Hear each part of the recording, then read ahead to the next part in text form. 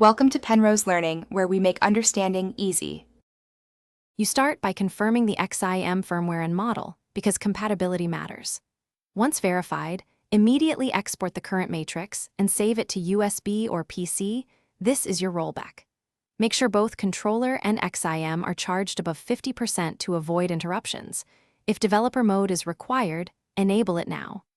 These steps prevent data loss and reduce downtime, so do them before proceeding to file edits and uploads.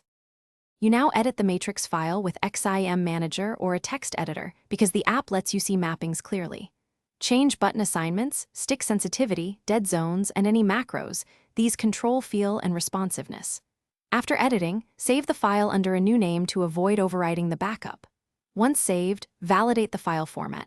Correct JSON or XML syntax prevents upload failures.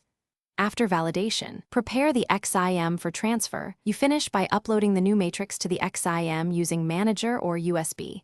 Watch for a successful transfer confirmation. Once uploaded, test core actions in-game, movement, aiming, and mapped buttons across scenarios to ensure consistent behavior. If tuning is required, iterate rapidly. Adjust one value, re-upload, and retest.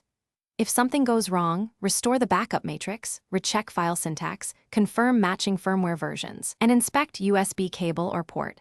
Those fixes resolve most failures. Thanks for watching. If this was helpful, leave a like and consider subscribing. See you next time.